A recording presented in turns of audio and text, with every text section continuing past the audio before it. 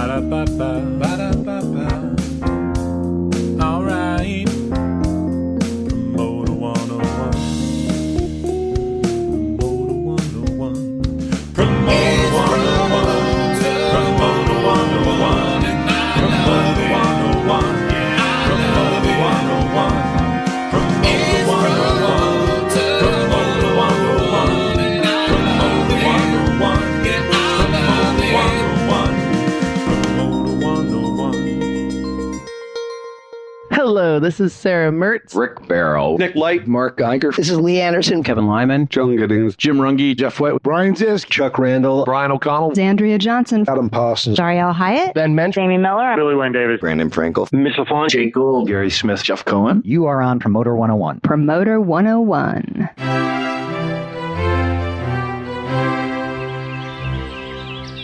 Greetings and welcome back to the Podcastland World Championships here at the beautiful Promoter 101 Country Club. Down to the green now to check back in with our lovable hosts of this week's episode. William Lucas Pierce with a fervent look on his face as this has been a troubling hole for him, being a 450-yard dogleg left. He dug himself out of the bunker on the right after duffing into a group of bystanders on the previous shot. Now, squarely on the green, this putt should be a gimme. As a hush falls over the crowd, you can just barely hear the flatulence emanating from the rabble of butterflies 2 holes over. He lines up for the shot, a burning, laser-like focus in his eyes, as he only needs to hit the ball 6 inches to the cup, putting him 13 over par for the hole and tied for first place with Dan Steinberg. He strikes the ball, and wow, it's well struck indeed, although in the completely wrong direction. He's now picking up the ball with his hand and placing it into the hole. The onlookers are awestruck. He seems to be getting ready to... Yes, he has now launched his club like a javelin into the crowd, who can barely contain their excitement after witnessing such an exhilarating feat of athleticism. Well done indeed. And now we go to Dan Steinberg, who... It appears Steinberg has commandeered a cart and is doing donuts on the fairway. No, it's not donuts. It's spelling out a barely legible word. It's Promoter 101.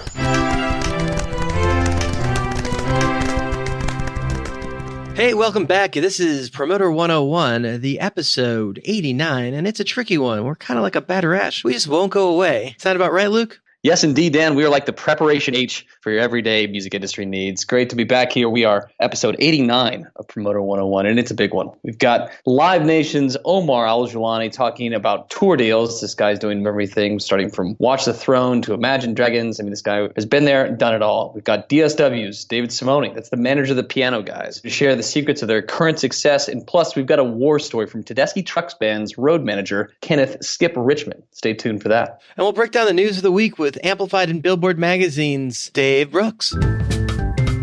Hey, we're home free. And we're on Promoter 101. Come see us live and in person when we come to your town. Do you want us to visit your town? We'll do it. We'll come to you like a late night call girl in a random city. All you have to do is send us your information and we'll bring the podcast live to you. Dan, you've got a live appearance coming up in Toronto, right? I will be in the Canada July 24th coming up, as we've mentioned in the past. IAVM Venues Connect 2018, the Promoter Age panel. Whole bunch of cool people: Brian Hill, Ralph James, Jason Zink, Charlie Goldstone, Riley O'Connor, The Rock, and little old me. We'll see you in Canada next month.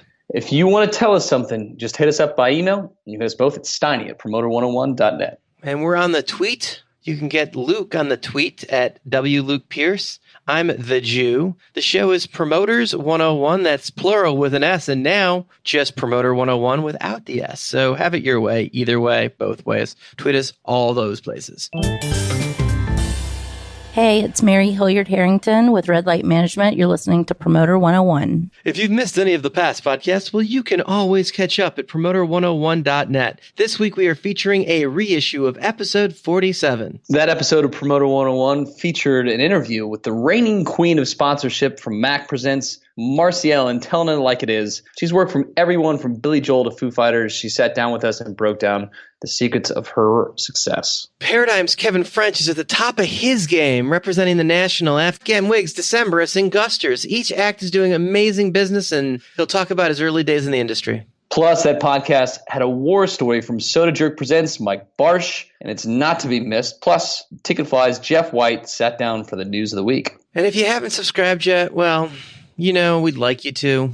But, if you can't, it's no big deal, I guess. Subscribe, damn it. A little passive-aggressive. Never hurt, right? That's not passive-aggressive. That's aggressive-aggressive. If you're not subscribed to this podcast, you absolutely should be. It's John Finberg from First Row Talent, and I'm on Promoter 101.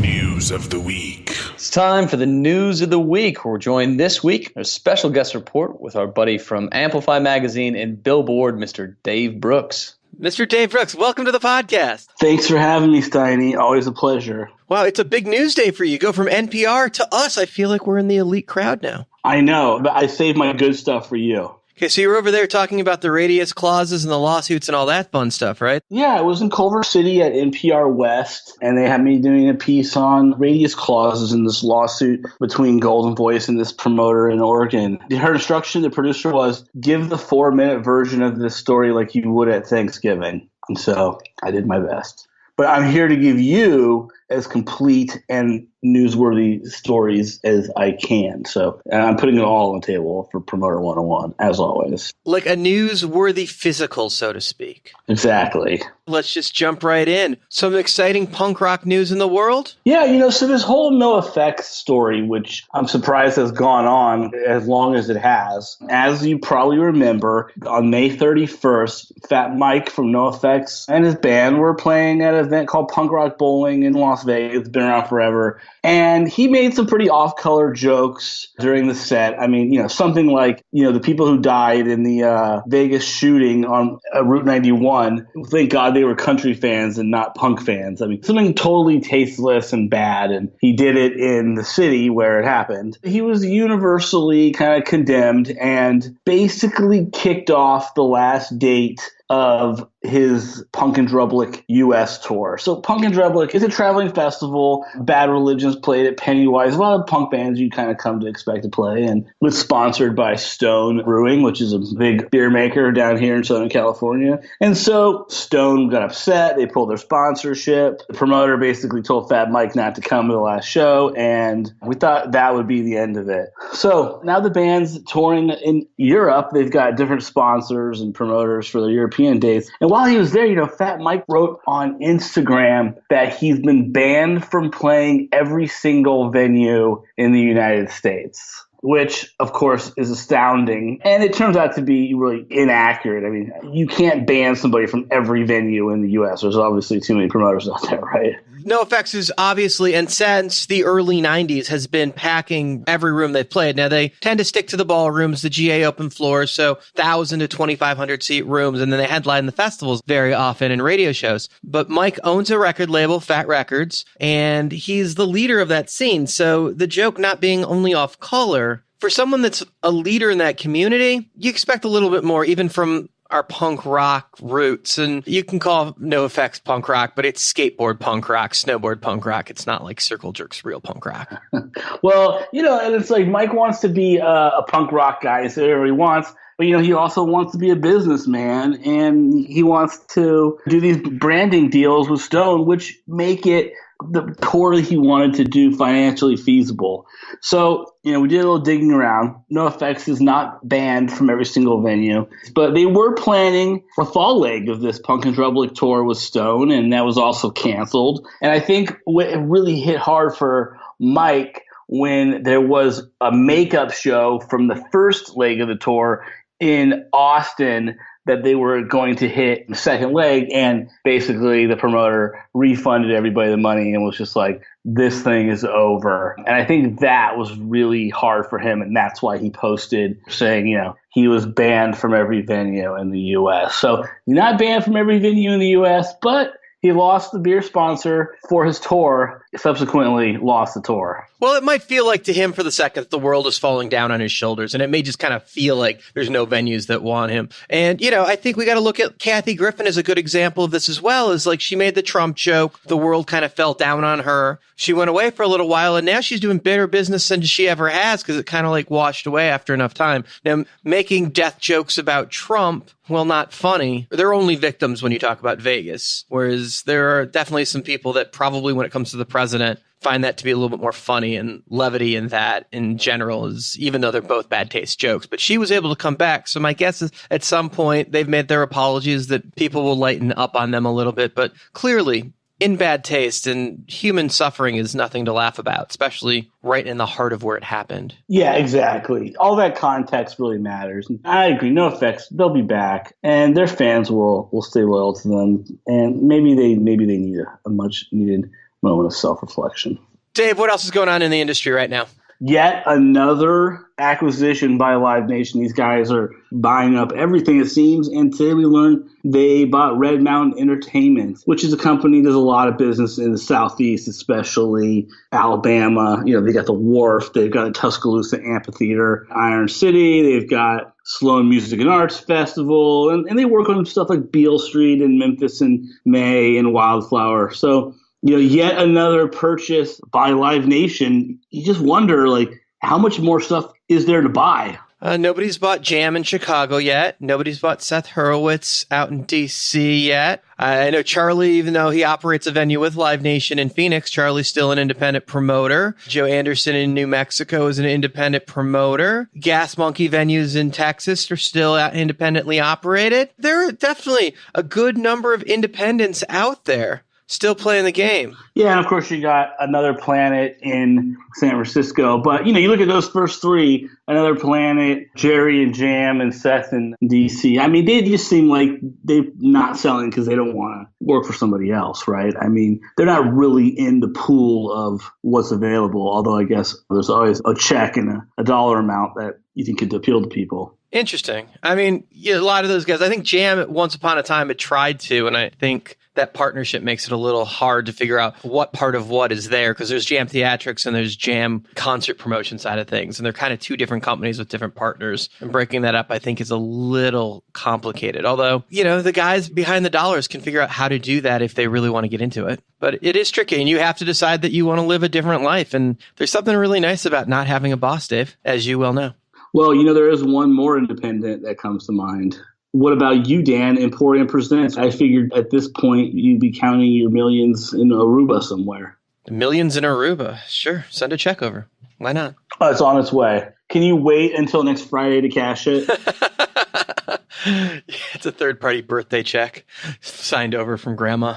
Talk to me about bankruptcy, Dave. I'm hearing bankruptcy rumors out there. So this is an interesting one to me. There's a festival up in Quebec. It's a rock festival. It's called Montebello Rock Fest. And after the festival took place, and after they were given $500,000 from regional government, they filed for bankruptcy. They're basically claiming that the festival put them $5 million in the hole. They owe about 100 creditors, and they're hoping to restructure and, I guess, shave off some debt. I can't see how this works out the way they're expecting. It reminds me of the Bottle Rock Festival in Napa, California, when that first launched. The guy basically had to put it into some kind of insolvency in California, and the guys who ended up buying it, had to pay a lot of his old bills to make the event whole. And now it's obviously a huge success, bought by Live Nation. But the situation in Montebello, Canada, it seems like it's not good, and I think you have some agents not happy right now. Everyone seems to lose in this particular case. Yeah, everyone does seem to lose. And sure, the artists get paid a guarantee and they're making money. But, all the vendors, like the beer guy, the food vendors. So not only are they not getting paid, they're also losing all the money they invested in food and beer they brought to the festival. I mean, like I said, these guys are $5 million in the hole, spread out over 100 creditors. That's really going to be a serious hit to a lot of people's paychecks who, let's be honest, probably won't get anything. Because we know in bankruptcies, if you're an unsecured creditor, which most vendors are, you're going to be lucky if you see pennies on the dollar. You typically get zero. I love that you're worried about the food vendors. Who's ever come to Ogden Food Services called Beckon before? It's like Dave Brooks, hero of the mid-sized corporation. There you go. Well, I'm thinking more of the mom and pop food vendors, right? I mean, I don't know if this was like a contract with like one concession company, but I'm thinking that there's a mom and pop poutine fry maker in Quebec, and those poutine fries are not going to just be tasting as good right now as they look at a big poutine bill. It's going on. Dave, the way you say that, it sounds dirty, but it's just fries and gravy with cheese curds. You haven't seen the way I eat it, though. Oh, Dave, fire just doesn't go away. It just keeps coming back. What's this scumbag up to now? Okay, so Billy McFarland was rearrested while out on basically pre-sentencing bail, I guess you could call it, pre-sentencing release. So, between the time he pled guilty for fraud, stealing $26 million from investors to put on Firefest, he spent those last months of freedom basically kind of running like this ticketing scam where you promise people tickets to all sorts of things. They buy them. You never mail them to them. You keep their money, right? He was selling tickets to things like New York Fashion Week, the Grammys, Taylor Swift. He basically would offer you a great deal. You send the money and then you never hear from him again. So the FBI had been watching him as he was doing this, and literally days before he was supposed to be sentenced for the Fire Festival thing, he was arrested again and now charged with 5 new counts of fraud. So what that's going to do for his sentence, it's going to mushroom. It's going to be so much bigger, right? I mean, like, he was looking at 4 to 8 years in jail. He asked for house arrest. It was denied. Now that he's got like 4 or 5 more accounts, I mean, it's not inconceivable that a judge could tack 15 to 20 more years onto his sentence. So this dude, Billy McFarland, is going away for a while, but he's never far in our hearts and minds. Normally, if somebody gets in trouble, say you get arrested for drinking or drugs or something, before you get sentenced, you try to go to rehab and get cleaned up so you can say to the judge, these are the steps I've done to make myself better. So what he's done, instead of that, before he went back in front of the judge, he said, look, I fucked over all these other people. Look at how big of a scumbag I could be, in hopes of maybe getting a bigger jail cell. In hopes of getting an extra slice of cheese on a prison-made cheese sandwich. I'll tell you this, Billy is going away, but he's not going away. I was just in New York, and I'll share this with you, a Promoter 101 podcast. I just got back from New York where I was taping the Fire Festival documentary. I'm in this movie. It's going to be produced by Billboard and Cinmart, and we're going to be on Hulu. Going into this, I imagine this was going to be like your kind of Lifetime Thursday night documentary, kind of a little trashy, which is a genre I like. But the day I was there filming, they announced we got Billy to be in the documentary. He did an 8-hour interview for the documentary. So that takes this project to a whole new level. I'm going to put out there early Oscar contender in the documentary category. I'm really feeling this now. This is not like a intellectual exercise in low-level fraud. This is hardcore journalism. Well, hopefully this guy's up for some hardcore porn in prison as the bitch. But let's move on to some breaking news. Michael Jackson, Janet Jackson's father, passed. Joe Jackson just today. You hearing about this, Dave? Yeah, I am hearing about this. Don't have a ton of details other than that he had been fighting cancer for a while. I guess he has lost his battle. 89 years old, he lived a long time. Well, and I think the industry has all kind of come down on the same side on this. This is not a nice guy. I mean, the Onion's headline was Joe Jackson's already yelling at Michael. It's hard to feel bad for the guy. He's just got such a bad reputation of being a really abusive guy historically. Yeah, of course. That's what they used to talk about, especially in the early Jackson 5 days. The performances, you would typically be followed by beatings in private, and he just pushes children. I mean, it's beyond pushing someone hard. It sounds like it's a deep-seated anger and sociopathic tendencies thrown in there. Just because somebody dies, I think there's a tendency to glorify them, and I'm glad to hear that you're not doing that, because you're right. He's not somebody who's a good person. All of the kids individually at different times have come out saying he was really, really rough on them. And I think everybody's got their own issues with their childhood or whatever, but it seems like the Jacksons are a special kind of fucked up. I think you hit it right there, Dan. All right, so R.I.P. Joe Jackson. A lot of other breaking news out there, things going on. It seems like the amazing redhead is going after ticket scalpers. Ed Sheeran is just all about protecting his fans and is kind of going on a tangent. Are you hearing about this? Yeah, where he's basically canceling tickets for shows that were sold on Viagogo. I'm really torn by this one. Basically, he's figured out a way to identify people who have bought their tickets for his shows right now in Europe through Viagogo. And when they show up, they're not going to let you in. You have to re-buy the ticket. You can't use secondary ticket you purchased on Viagogo, which is like a StubHub, right? You know, he's taking a hard line, but it seems like the fans are collateral damage, and I just don't feel super comfortable with it. Well, Stuart Galbraith is the promoter over in the UK at Kilimanjaro, and he's been very upfront with this. And he said about 10,000 people, they were helping out with their invalid tickets to try and get this right, to make it up to the actual fans that got screwed, because they care about the fans. They just don't really want to help the secondary scalpers run away with the money. And I think the industry in general has been trying to deal with this for years. And there just seems to be no answer because these scalpers are smart fuckers, man. They're like cockroaches. You can't kill them. I agree. And I will say it probably is going to work, at least to some degree. You know, it would really make people think about where they buy their tickets. You know how we really know this is pissing off scalpers is because they started creating like leak accounts on Twitter. There's one called Ticket Leaks. It's kind of modeled after WikiLeaks. And they're publishing these documents and invoices that show that some of these promoters might have sold tickets wholesale to, you know, big brokerage firms in the past. Although, you know, I've looked at them and some of them seem authentic. Other ones, it's really questionable. Anytime you're using anonymous documents, you got to freaking really lawyer up. I mean, it's working, but there's a lot of crying 15-year-old girls that are caught in the middle. Can't agree more. Dave, I want to thank you for your time, your efforts, and all that you do to keep the industry informed of what's going on. You've really changed the scope of how fast information flows to the industry. You sending those daily blasts, now everybody does it. I see 7-8 emails a day with updated news from around the industry. And that started because Amplify was there first doing it. And I got nothing but love for that, man. I love knowing what's going on without actually having to look. It just comes to me. It's great. I really appreciate it. That's a huge honor to hear and for you to say. And I will add back, you know, I think people have tried to do the podcast format in the past in the industry and no one's really got it right. And you guys have really nailed it. You've really created something that you can't miss. I mean, you can't miss a week because you could miss something that you need to know. And, you know, my favorite parts are honestly the little segues, with all the jokes and the circus callers and all that stuff. You guys have really built something special. Oh, man, I appreciate that. Are you going to be able to give us a hint soon on when Billboard's coming up? Is it when the conference is coming and where it's going to be? Do we know anything yet? It's going to be in LA again, November 13 and 14 at the Montage in Beverly Hills.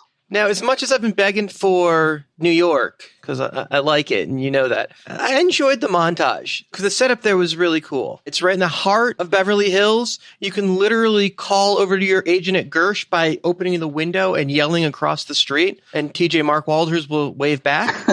True story. I did that. It was awesome. I called him on his phone first. I was like, dude, open your window. See me? You don't actually have to take meetings at the agencies. You can just have them open their window. You know what? Of all the locations, it's probably my favorite hotel in LA. You're right. It's close to everything. And, you know, we're going to have another fun year. We're starting to put together our panels and our programming, and it's firing on all cylinders. Any content ready to announce? Anything locked in stone yet? Not that I can announce yet, but I will announce it soon, and I will make sure I do it on this show. Oh, right on. An exclusive. You got it. We can't wait to hang out with you in November at Billboard. Dave, thank you so much for doing the podcast. It's always my pleasure, Dan. Lucy Lawler-Freese, Rival Entertainment and the Fox Theater in Atlanta, Georgia, and I'm on Promoter 101. It's everyone's favorite time of the week, the announcement of the Promoter 101 Badass of the Week.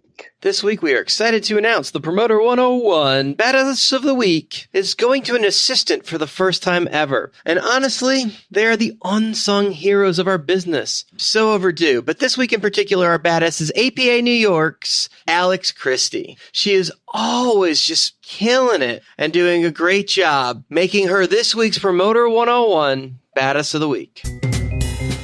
Hi, I'm Michael Yerke from Live Nation. I'm the president of talent for House of Blues Entertainment, and you're here at Promoter 101. In our feature interview on this episode of Promoter 101, we sit down with Live Nation's Omar Al-joulani, talking about the global touring business at Live Nation. Omar, thank you for joining us. My pleasure, Dan. How you doing? Excited to finally have you. It feels like it was a given at some point you and me were going to get to do this. We have known each other for a long time. I've actually known you longer than most people who think they've known me for a long time. I remember doing a panel in Las Vegas years ago with you. Something Brian had us come in for or whatever. It was you and me and Paula and Rick Farrell. Oh, we were downtown. Yeah, that's right. That's right. That was a long time. Brian Saliva's had us in. The first year I moved to LA, all I did was go to conferences and panels and travel around the world and ring up a huge T&E bill. And that was that year. I remember I literally went anywhere I was invited because I had just moved to LA. I think John Boyle was actually on the panel. Like, looking back, pretty amazing panel. Interesting right? panel. I just saw Boyle. He's in Japan running our Japanese operation. He was just in town filling us in on his travels. Yeah, that's a pretty big change from him from Insomnia, and now he's involved with your other division now directly at Live Nation. He has always been manager. It doesn't matter what you give him. The guy's a business mind, and he's a hustler all the way back to Snowcore. And he was a manager when we were agents. When I was an agent, the agency group in Toronto, Ralph was an agent for a band of his that he managed. I think they were called 40 Foot Echo, if I remember correctly. Talking about Ralph James. You took us back to Canada. Let's start there. You came out of university and you wind up at the agency group. How did that happen?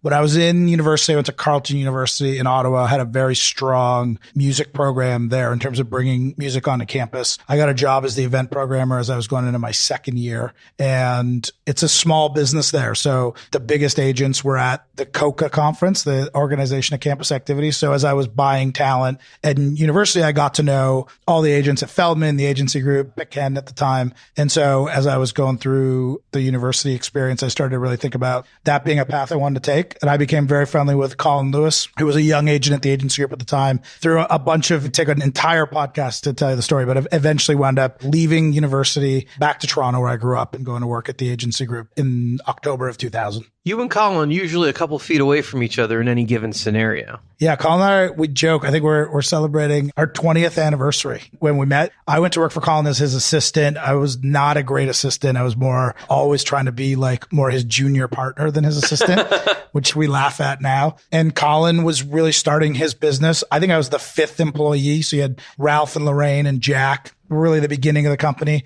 Colin would have been the fourth employee, and then I was the fifth employee of note when we started at the agency group. And I mean, when I got there, it was duct tape and baling wire with Ralph and Jack. Those guys tenaciously built an incredible business in Canada with Feldman right over our shoulders. And when I got there, it was still at the time where, we would develop an artist and they would take it. They would poach it. We were their farm team the first 2 or 3 years that I was there, and sort of Nickelback changed the entire paradigm in Canada and how the agencies went. Now, at one point, and at this point in particular, there were 3 real agencies that did Canada. Kind as you mentioned, Feld, and at the same time, Agency Group opened up in Toronto, and truly being the only global agency at the time that had agencies in the UK, in the US, in Canada, and in more places all over the world. There's a Stockholm office. There's an Amsterdam office when I started. Neil had a vision where he truly was going to be a global representation for artists.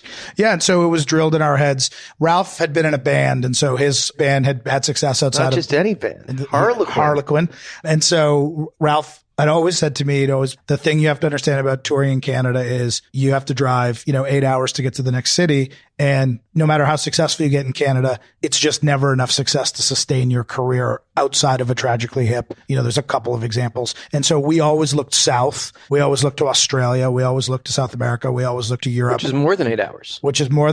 But once you got there was a lot of people who say from New York City, 6-hour drive is about 100 million people that you can go play for. So it was always our goal to take our artists and play them in America. And so when Colin and I were booking bands, and the other thing the agency group really taught me, because the Canadian business is so small, is we weren't genre specific. We spent a lot of time in hip hop, which I eventually have now come back to in my career. We did whatever was going to sell. So we did hip hop, we did jam bands, the single guy we had Tony Levin, we did a lot of, the single guy from bigger band that we got to King represent. Crimson, from Tony King Levin, Crimson, right? yeah. We did Tony Levin. We did a bunch of different things to make a living because it was very hard up there to make a living, especially when we were starting out. You learn your chops from some of the best agents in the world. You got access to Neil Warnock, Steve Martin, Ralph James, and Jack Ross, all right there to help teach you. Not to mention the syndicate of all of the U.S. agents that were just hours away. at your access some of the best entrepreneur minds in the business. You take that, and at some point you make the jump to the United States, which is a huge life change. Yeah. So what happens is we're in Canada, we're starting to have some real success, and we're starting to have clients that don't leave. And that's a big change for us. And then Nickelback explodes. Ralph is really the controlling agent around the world. He's got other people doing it in territories, but Ralph's really controlling the band's live career with management. A lot of money's flowing back into the Toronto office, and Ralph and Jack decide that they're going to expand. And that's when they hire Steve Herman. And so that's how I met Steve, even though ironically I'd always known about Steve because when I was at Carleton University booking bands, Steve Herman had the same job I had 15 years prior. So I'd always known who he was. I'd known about his company, Core Audience, that he'd had with Michael Rapino that they went up selling to Clear Channel. And now Steve walks in the building and he's the new boss of the agency group. We grow the business. Steve brings a bunch of relationships we didn't have, real entrepreneurial vision, spends money, starts acquiring agents. We hire Rob Ziffarelli, who'd been an old friend from the college booking days. Ziff, still a good friend. And we start expanding the business. And part of that is spending more time in the US. Steve's very aggressive about us traveling, signing clients, and trying to do more. As that's happening, I'm starting to use a couple of my relationships in America to figure out where I'm going. Corey Christopher and I developed a real quick relationship when she came over. And at one point we're in Vegas at Polestar. Corey says, you should really move to LA.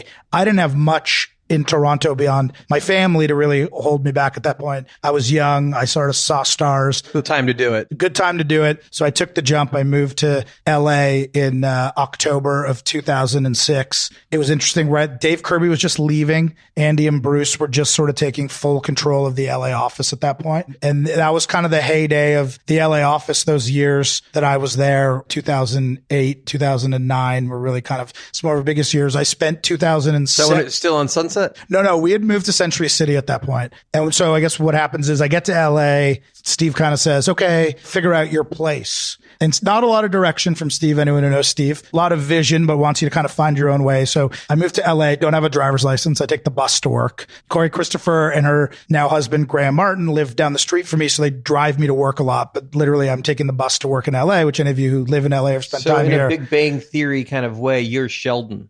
Yeah, you're needing Corey Christopher playing Penny in this case to take you to work every day. I'm taking the bus to work. I'm going to get $40,000 a year thinking, what have I done? I'm trying to figure out the business, and I start traveling, and I go to conferences near and far. I go to CMJ, which doesn't even exist anymore. I go to Billboard. I go to Polestar. I go to basically anyone who's having a conference. Any reason for me to travel, I go. I go to London. I go to ILMC. I go visit our office there. I'm all over the place. Why not? The time to do it. Time to do it. December hits. I think I've done a great job. I've traveled everywhere. I don't know everybody. I want to raise. And so I sit down with Steve at the Sunset Marquee, Steve Herman, and I say to Steve, I've had a great year. And Steve says, well, let me show you something. And he kind of pulls out this T&E report. I'm near the top of the T&E report. Then he pulls out a commission report. I'm near the bottom of the commission report. And Herman goes, yeah, that might have been fun for you. You have two options. And he says, either you can move to New York and work with Ken Vermeglich. Steve's whole vision at the time of the agency group was to build these pods where you'd have these senior agents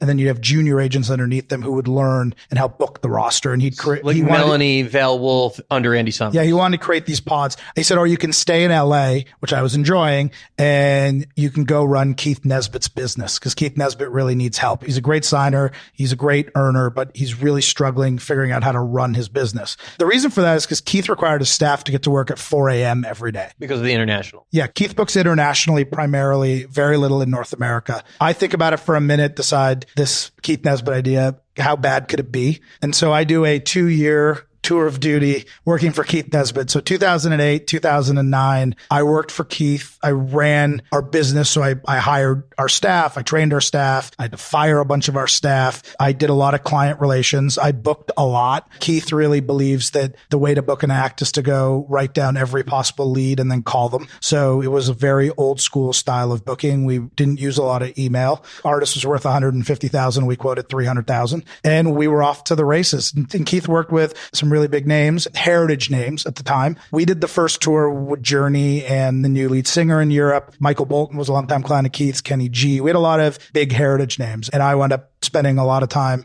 traveling around the world to a bunch of places that I would bet you've never been.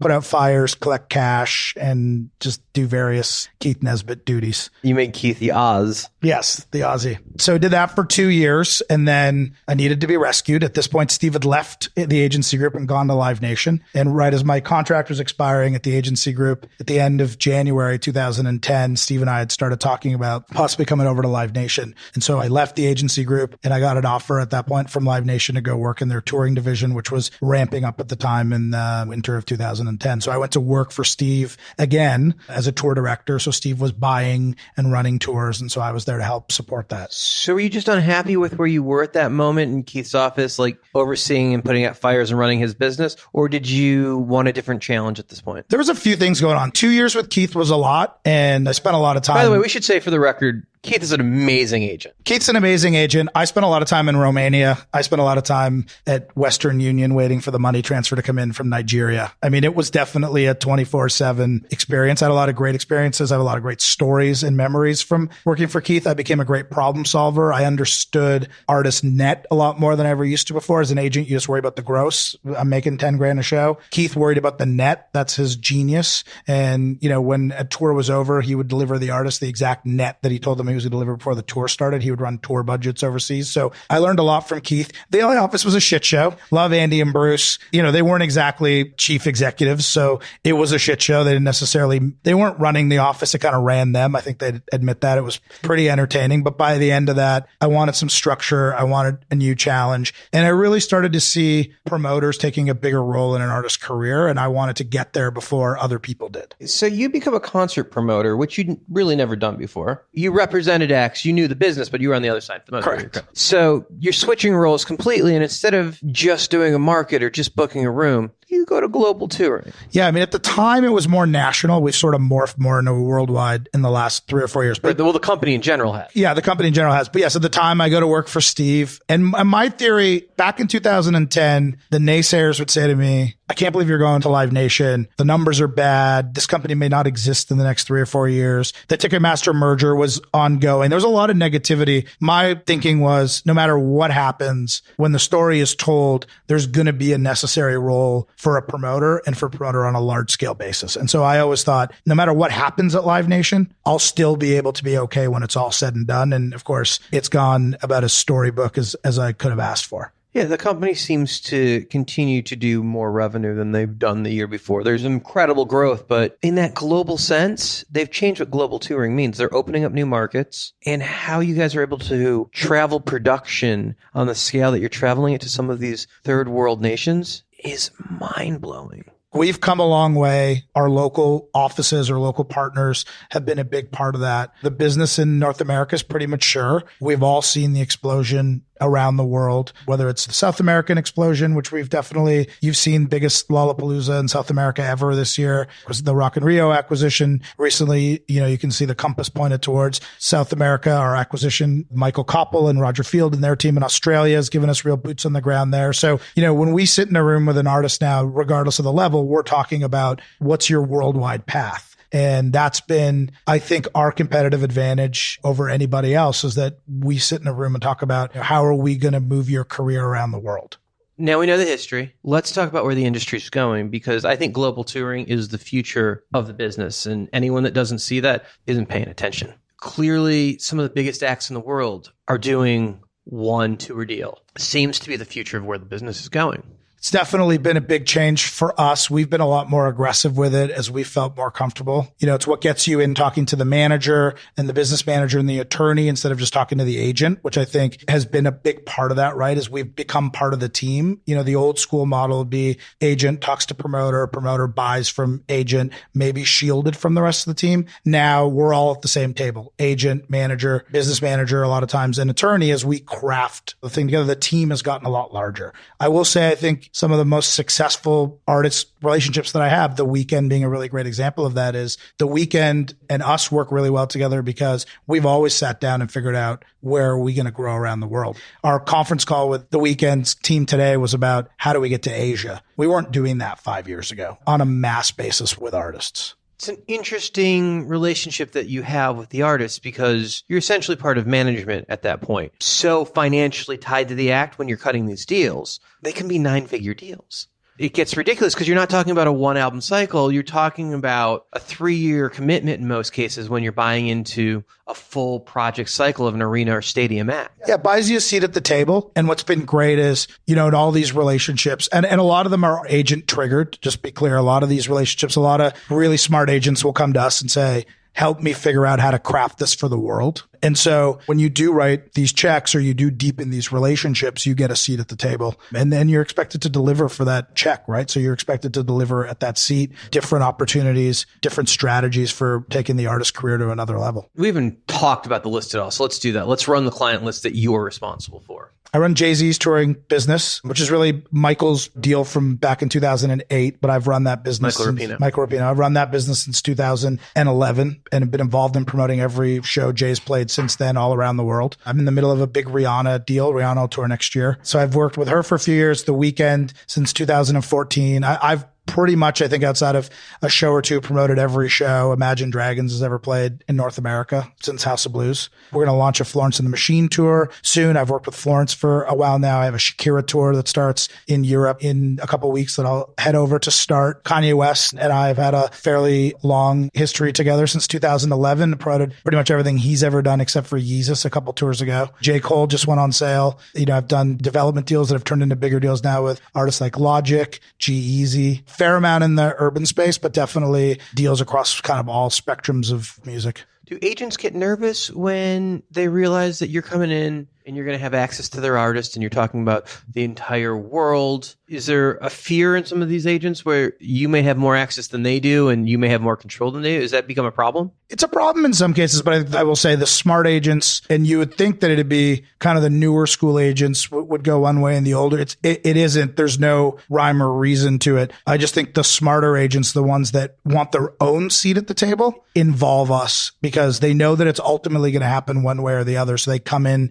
early to the table, they try to set the tone, and then they are in the room as someone who delivered the deal. Because what'll happen is there's always a hero in an artist's career, right? So if the agent doesn't bring them the opportunity, the business manager, the attorney, the best friend, the boyfriend, someone's going to get them in a room with us or in a room with Meglin or in a room with Louis. Someone's going to do that, right? So why not be you?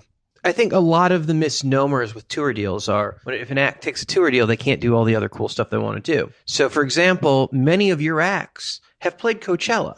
And it's not against the tour deal to not do the right decision. It's just a communication thing. I want the artists, the clients that I work with, to do whatever's right for their career. I take it as a badge of honor. The majority of my clients have played Coachella. I've had artists headline Coachella. It seems like that's something you'd want. The Weeknd headline Coachella this year. It was great for him. Drake's headline Coachella. Kanye's headline Coachella. Jay-Z's headline Coachella. All while under some level of Live Nation relationship. Not always financial. Sometimes we just have a relationship with an artist who, will always call us when it's time to tour. But, I look at Coachella and think the last time Eminem toured the US was with us, but we did Monster with Rihanna and then he played Coachella. If you look at Coachella this year, Beyonce's Arthur Fogel, The Weeknd, I have a relationship with, and Eminem, historically, we've done the majority of his live dates. So I don't look at Coachella as something to be scared of. No, it's a great promotional tool. But I think the point in general is your global touring deal isn't a hindrance upon the act. Is you can't do this now because that's an AEG festival. It's let's go do the right thing because we're on the team. Absolutely. I mean, if you look, Steve Herman used Coachella to launch Guns N' Roses stadium tour. We used Coachella last year to launch a big Kendrick arena tour. Pretty sure AEG thought they had the Guns N' Roses tour. Well,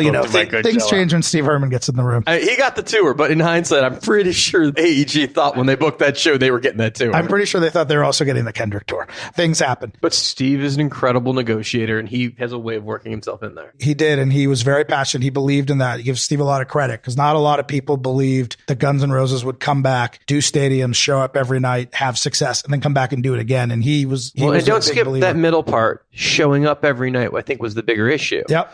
We all thought they could sell it. The original lineup seemed like a great idea. But the idea of them showing up every night. Yeah, I mean, the first thing Steve and I really did together was Prince. When Prince came back in 2010, Prince had an old relationship with Rapino, and Rapino had asked Steve to work on it again. We worked on it. We were always deathly afraid. We were never sure whether he was actually ever going to get on stage, but he did. And Prince?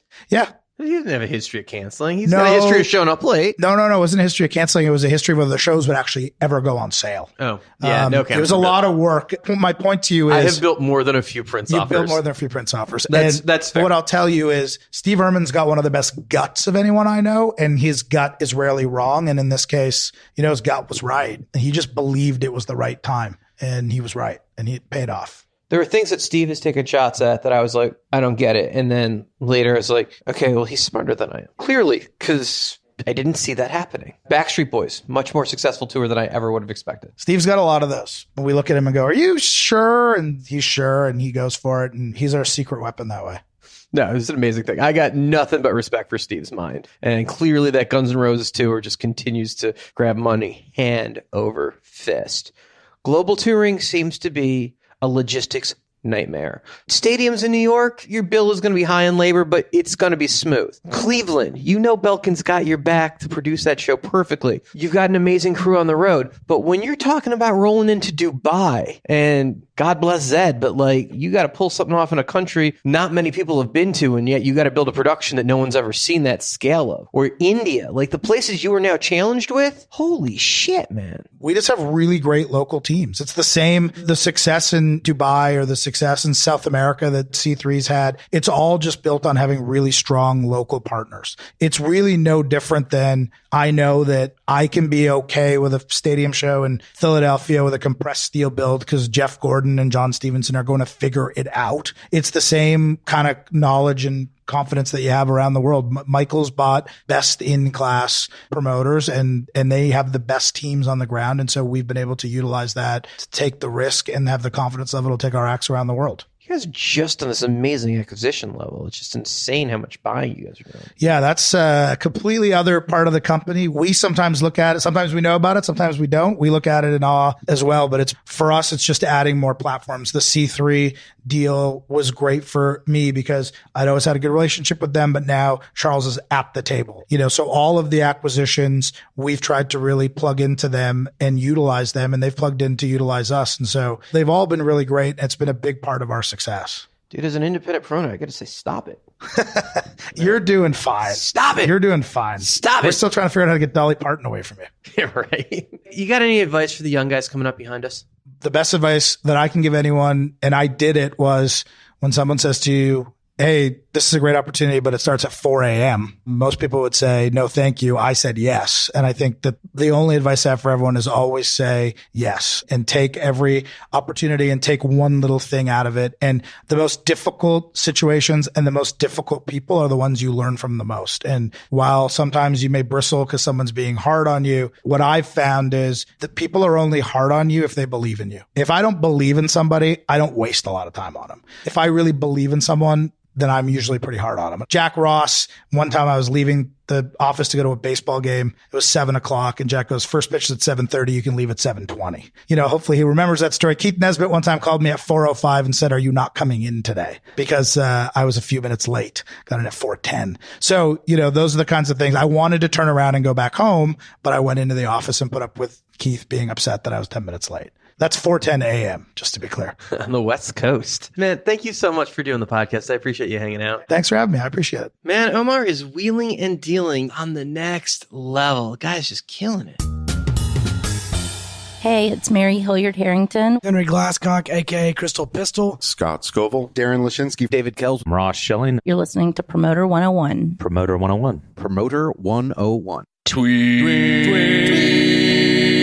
of the week. We can't avoid it. It's that time of the week. It's time to read into some of Dan's tweets of the week. Let's start with this one. Understanding the difference between Pacific and Eastern time zones should be a given. What do you mean by that, Dan? Yeah, it seems like there's just something that's getting missed these days where people are calling people on the wrong coast way too late or way too early. And it's one of those things. You learn the area codes, you learn the zip codes, and you know where you're calling. It's just common courtesy, but it's part of the job, and it's what makes you great. How about this? There should be Murphy's Law insurance policies. Hashtag Promoter 101. Shit's bound to go wrong insurance. It sounds lovely. Should we get Peter Temkins on the phone, see if we can buy some of this shit? You know what we should talk about as it pertains to Murphy's Law this week, Dan, is the Ottawa Blues Festival, who has to suspend the build-out of its main festival site. This is like a festival in Ottawa, Ontario that gets 300,000 people over the days. Right smack in the middle of where their main stage is being built, a rare bird, the killdeer, I looked this up earlier,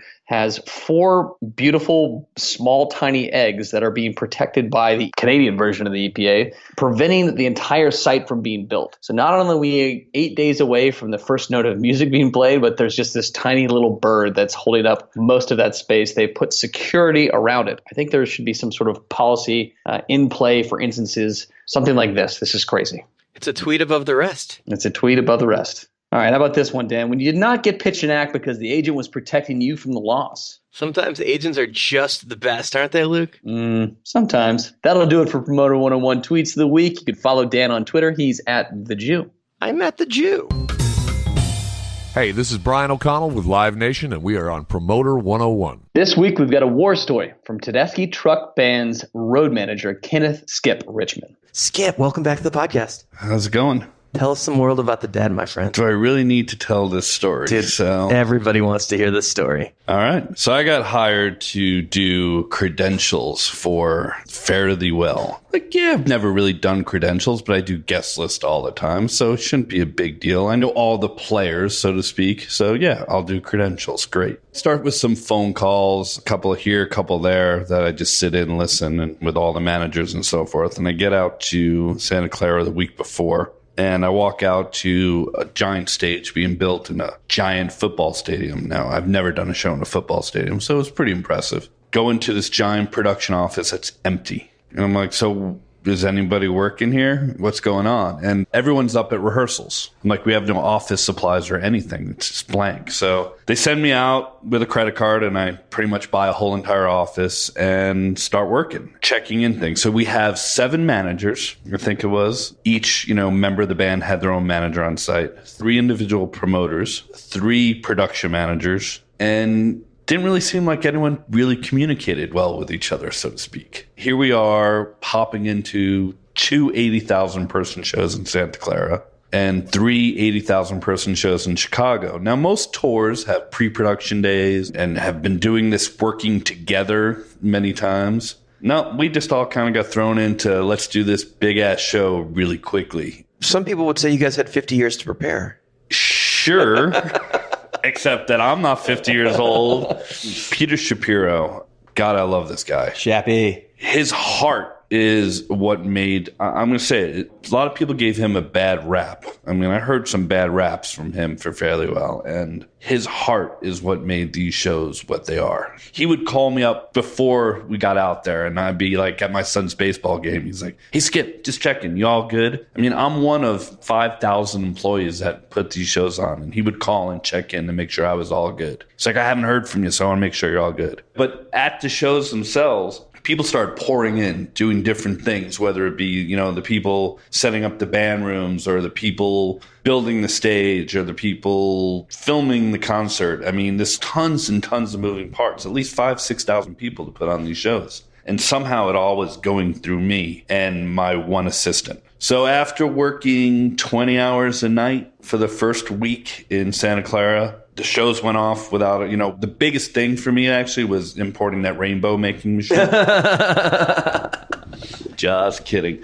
But honestly, it was, I don't even know how to describe it. So you wound up as the hub for essentially what was going on in places. That's not really the credential world normally. No, it isn't, but you needed a central hub, and that's what I became because I didn't know all the moving parts. And my assistant and I were joking because we said we should have one of those little ticket taker things outside our office. Take a number? Because it's just line was out the door with catering needs, where's our room, and security needs, and parking needs, but it all went through us because we just seemed to be the access point. And everyone who worked this thing worked their butts off. I mean, don't get me wrong, but they had to get to the right people to work. And it all seemed to really topple in our way. And then on top of that, guest list all came through us too. There was no real comps. It was a matter of passes and access points. And everybody, of course, wants full access. But the key, again, something we discussed earlier, is making the proper environment for the artist. So we kind of kept it quiet backstage where the artist was, but everything else was kind of bedlam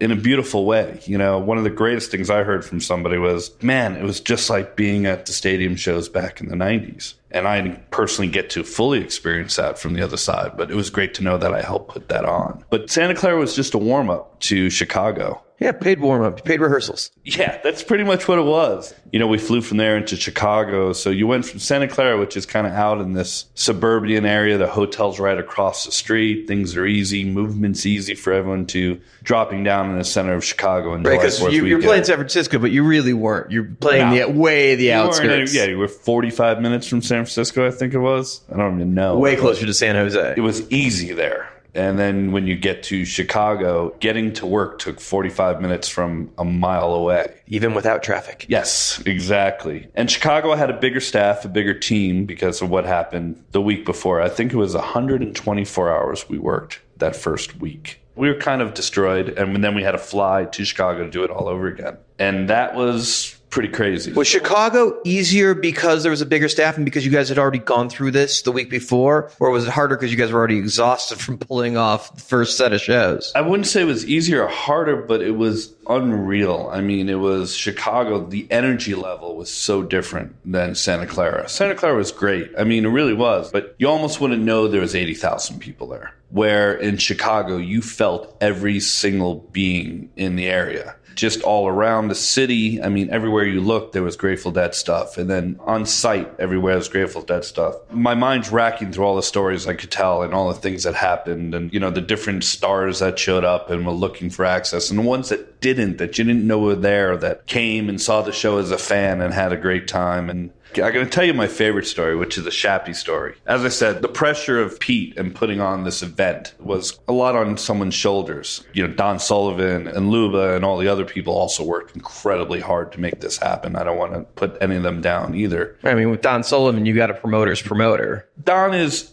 he's the one that actually hired me, and I love that man. And, you know, 5 a.m., you're like, oh, I got to throw out a text just because I don't forget to let him know this. And he'll respond to you within 2 minutes. And then at midnight, same thing. He'll still respond to you within 2 minutes. He's always working. Sounds familiar. Yeah, possibly. I put him as the hardest working man in the business, so honestly. But the Shappy story, this is the story of all fairly well as far as I'm concerned. I was the only one with comp tickets. This was a no comp show. Everyone paid. But we had comps for problems. You know, if something happened and we had trouble seats. Some trouble seats, exactly. So I was given a stack of these comp tickets. I had given 2/3 of them to my assistant to hold on for me. And forgot about them. So Shappy on, I think it was the 4th, came into my office and said, I need 2 more comps. And I'm like, dude, I'm out. I don't have any. You know, he's like, I got to get them. I'm like, I'm out. And my assistant looks at me, and now this is doors that have already opened, and goes, you have this whole stack that I totally forgot about. And so I looked at Shappy and said, come on, let's go have some fun. And me and him went outside the venue. And Pete miracled like 40 people into the show. The biggest miracle in the world. Fucking Chicago for Fare Thee Well night 1. People crying when he handed them tickets. And it got to the point. So we had no security. It was just me and him out there. And it got to the point like people were chasing us. And we were finding the right people. And we gave him the tickets. And Pete had a giant smile. I had a giant smile. And then we ran in through the front doors into the stadium, into this packed stadium, and it was just amazing. Like right there, just seeing that, there was no way to describe it. And I'm really glad that made all my hard work, everything I had to do, worth it for those like few minutes of helping changing people's world. Did you guys wind up miracling people night 2 and night 3 after that vibe? We did. We went out the next night. Bobby's wife joined us to do it also.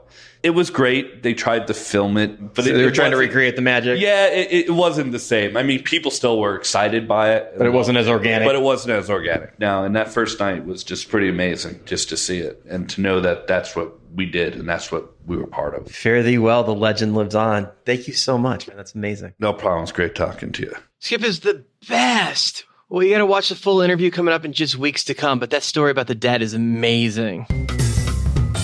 This is Mike Hayes with ICM. You're on Promoter 101. For our final interview this week, we're joined by DSW's David Simone. He's the manager of the Piano Guys, who's here to share the secret of that band's current success. David Simone, thank you so much for being here. It's a pleasure. It's exciting to be here. So many of my friends have been on the podcast. I figured it was about time I was asked. We're thrilled. I mean, the Piano Guys are having what we in the industry would call a moment, but it's been lasting for a couple of years. They just keep getting bigger and bigger. I mean, they sold out Red Rocks last year. The sky's the limit with these guys. It's actually an amazing story. We call them the biggest group in the world that nobody's ever heard of. I don't think I've ever met anyone who goes, oh my God, you manage the Piano Guys. But they're a huge sensation on YouTube, starting to explode on Spotify. Our monthly listeners went from 800,000 to 2.5 million this Christmas. And it's very exciting. And I love it. It's the first time that I've been a manager of an act that is pretty successful.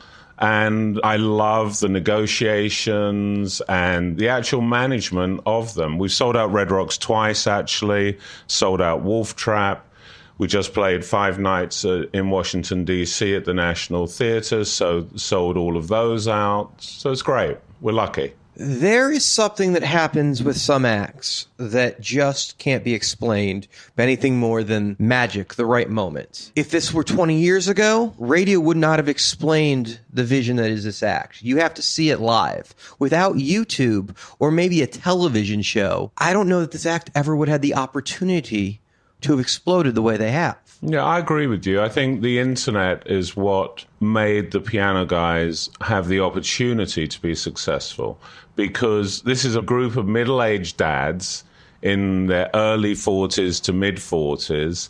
No record company would have signed them. No one would have been interested in the Piano Guys. But when we walked in those days, 150,000 subscribers to YouTube and 40 million views on YouTube, there was a story. And even then, a lot of people at the record label said, no one's monetizing groups from YouTube. But fortunately, we had supporters, and Mark Cavell, who's now running Sony Masterworks, and Bogdan Rosic, who's the worldwide president, we took the deal to them so many times that eventually they said, look, we'll do it. And that was really the start of it. So I think the key for me in my whole career has always been about teams. And success comes with a team. There's no star. It's everyone working together. So on the Piano Guys project, there's the group, who are a bunch of the greatest guys. There is Andrew Johnson, who's our agent for the US, North America, who I love and adore. She's brilliant. She challenges me, which I love. And then there's Emily Robbins at UTA, who does the rest of the world. Our label, led now by Mark Cavell, but Chuck Mitchell played a big role in helping us. And my partner, Winston Simone. Ironically, my business partner, Winston, has the same last name as me. And we are no relation. That is very ironic. Isn't it? You have more than just the music interest. You're involved with the film project now that circles back to the music industry at the same time. Can you tell us about that? Yes. We are just completing a documentary called The Show's the Thing. And it's really about the start of what has become this enormous rock and roll business on the road, live entertainment. Really came about through an agent, a legendary agent, who unfortunately passed away much too young, called Frank Barcelona at Premier Talent. And he was the guy. He had Springsteen, U2, all Bon Jovi. Tom Petty, The Who. Thank you. The Stones. And he got bored when he went to book a show, say in Philadelphia, and had to deal with 30 or 40 people calling him up to book the show. Some of them he knew, some of them he didn't know.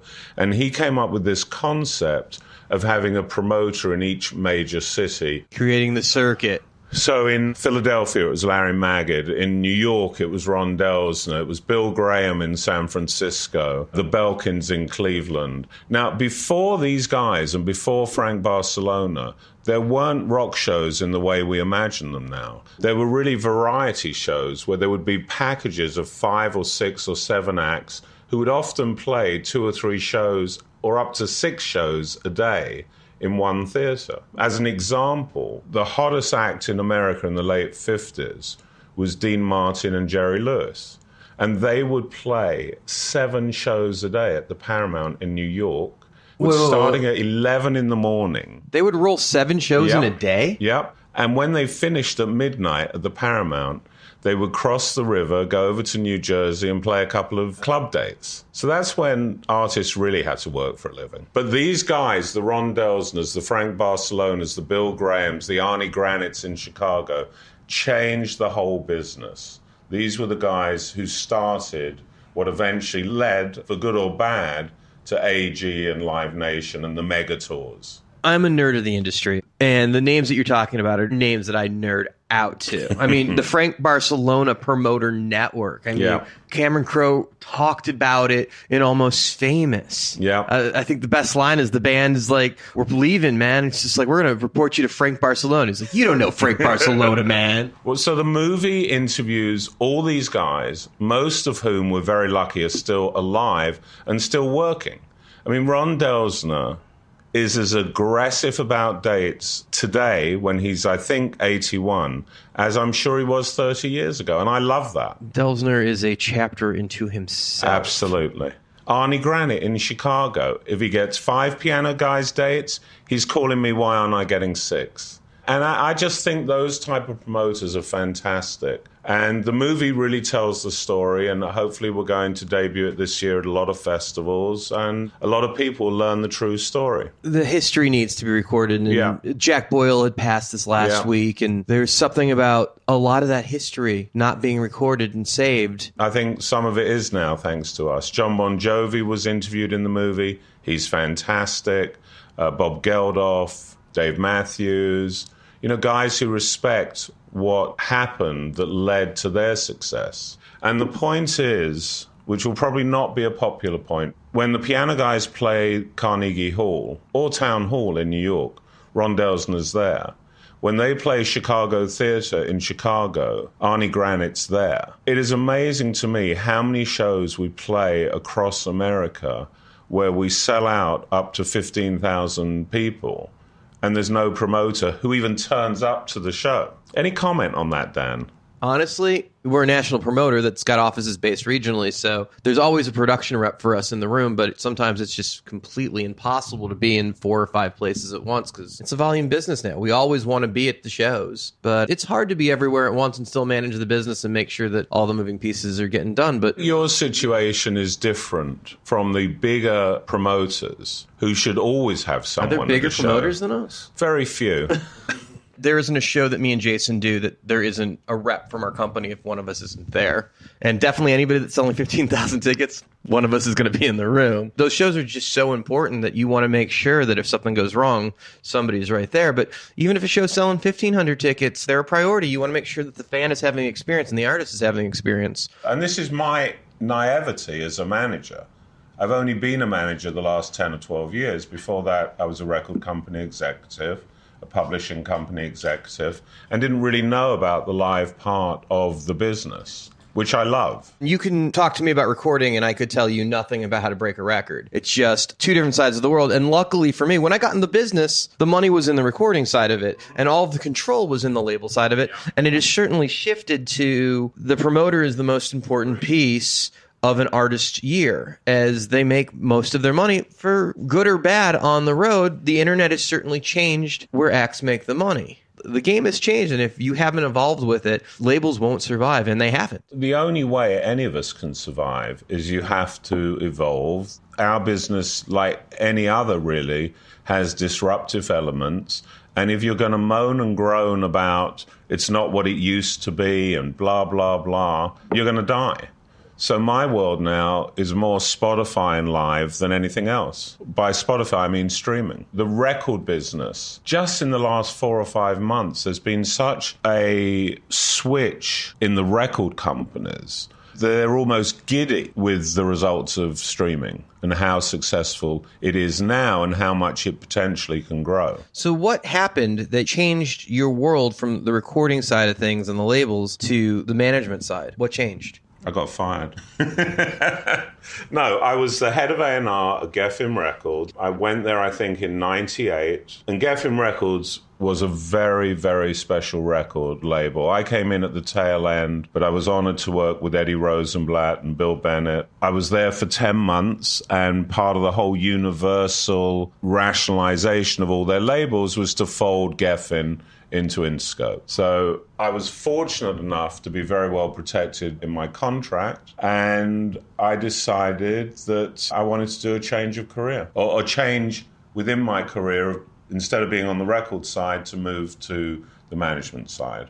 Now, I know from talking to Andrea Johnson that the Piano Guys becoming an act was kind of a fluke, right? It was a promotion, an advertisement that they were doing that kind of took off virally, right? The story of the Piano Guys is that one of the guys owned a piano store in this little town in Utah called St. George. I think it's 18,000 people. And for years, a very successful Yamaha piano store. He used to put an ad in the local paper every week, bring this coupon in and you get $500 off your piano. And he suddenly realized that no one had brought a coupon in for 2 years. So clearly he was wasting his money. And then a piano player came in, and I didn't know this happened, but piano players, when they go around the country, love to go to a piano store and spend all day practicing. The piano store owners love it because that attracts customers. So Paul looked at John, and this guy, John Schmidt, came in and said, "Can I rehearse here?" "Of course you can," blah, blah, blah. And Paul, the owner of the store, is looking at John, and a light went on. And he said, "Wow, why don't I make a video? And I'll put it on YouTube of this guy playing piano in my store, and at the end we'll put a link." So he went over to John, and John said, "My God, I'd love to do that, but I have a friend who I sometimes play with who's a cello player. Could I bring Stephen in to meet you? Could he be part of it?" So Paul said, "Of course, get him to come over." So Stephen comes over and says, "Well, if we're going to do this, we need a producer. And I've just moved into a new house, and the guy next door to me has got a studio in his basement. So let's bring Al in." They did that. They produced a song. They hoped to have 10,000 views in a week, in a month, and they got 1 million views in a week. In a week? In a week. It went viral. It exploded. And Paul, his dream had been to make music videos. So we had Paul, the video maker, John, the piano player, Stephen, the cello player, and Al, the producer. And you may ask, with a cello and a piano, why are they called the Piano Guys? Would you ask that, please? I absolutely will. How did that happen? Because the store was called the Piano Guys. There it is. Is that not cute? So at one point it went so viral that they decided to take it on the road? Yep. Basically. Although to begin with, which was before I got involved, it was the early days of YouTube. You know, these were 4 dads, and they were suddenly getting checks from YouTube that seemed like a lot of money. So it just developed from there. A lot of money sounds good. It seems like a time that you might want somebody to manage that. So I see the Piano Guys because my wife on her Facebook page sees a video and says, "David, you've got to look at this video." And I look at this video, and a minute in, I go, "I've got to manage these guys." Your wife is your A&R? Yeah, totally. Awesome. So I started calling them up, and they said, "Well, we don't need a manager. We're making lots of money. We don't need a manager." But I kept calling, and the 4th or 5th time I called, apparently Paul answered the phone, and the whole band was there. They were having a band meeting. He put his hand over the phone and said, "Look, that guy's calling again who wants to manage us. Will you speak to him?" And they said, no, we don't want a manager. And Paul said, "But he's got a really cute English accent." "Okay, we'll talk to him." So it never worked with girls, but it worked with the Piano Guys. That's incredible. I love that. The Piano Guys, because that was the name of the store. Great things seem to have continued to happen, and obviously that space has changed our industry. YouTube is breaking comics. You see things like Miranda Sings, who are blowing out huge theaters, and it's developing into Netflix shows. You're seeing music acts. You're seeing people doing their makeup tutorials on it. Well, the real thing goes back to what you said before.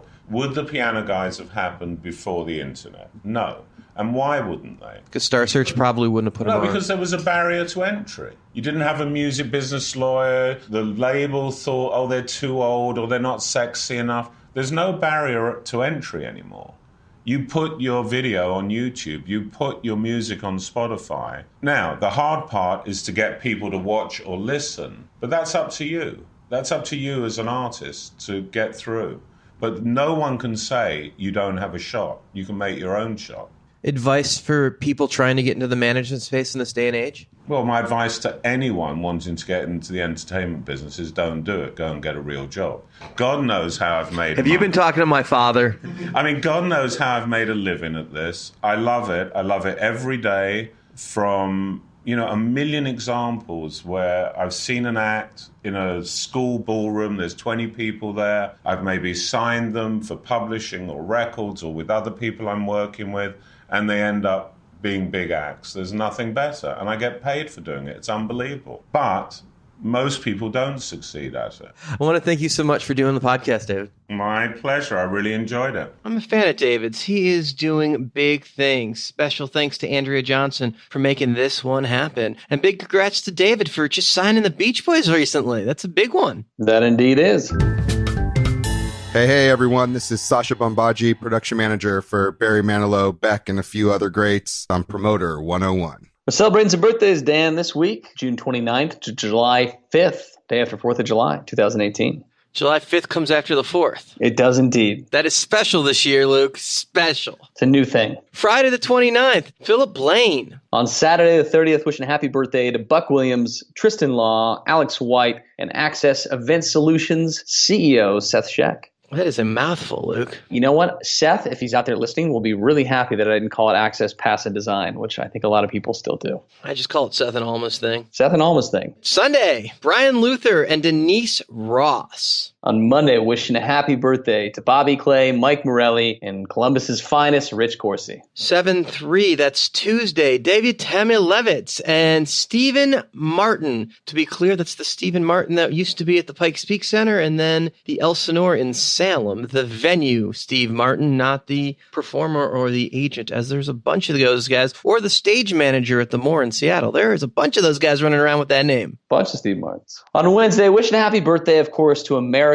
but also Jason Ross, Jim McCarthy, Mark Ryder, Brian Layton, and Pat Rayner. Happy birthday, America. You look great. You're looking great. 275 years later. July 5th, the day after the 4th, as Luke would tell us. The agent among agents, Andrea Johnson's birthday on Thursday, the 5th. I'm surprised we're going to let anybody else share that day with her. But Adam Hafty, Donnie Reese, Brian Green, Phil Benedetto, Steve Sperlang, all share that birthday with Andrea Johnson. But most importantly, Andrea Johnson's birthday, Thursday, July 5th, possibly the greatest agent in the business. This episode brought to you by ICM Partners. ICM Partners, the place that sells you all the Performing Arts Center shows that you'd like. Or at least sells me, which is... You know what I like about that is that somewhere in a long line of history away from now at Miami of Ohio University back in the day, Donnie Reese, producer extraordinaire from Nashville, Tennessee, and Andrea Johnson were both celebrating their birthday on separate ends of campus, I'm sure. Were they there at the same time? I believe they were there at the same time. Now, you got to wonder, when you hang out with Donnie and Andrea, who's using more product in their hair? I think Donnie might have Andrea by a good bottle a year. Yeah, it's certainly longer than Andrea's at the moment right now. Donnie has got the Thor look going on right now. He's full on there. He's back in Thor mode. Thor mode. Love some Donnie Reese. Hey, happy birthday to everybody from the gang of Promoter 101.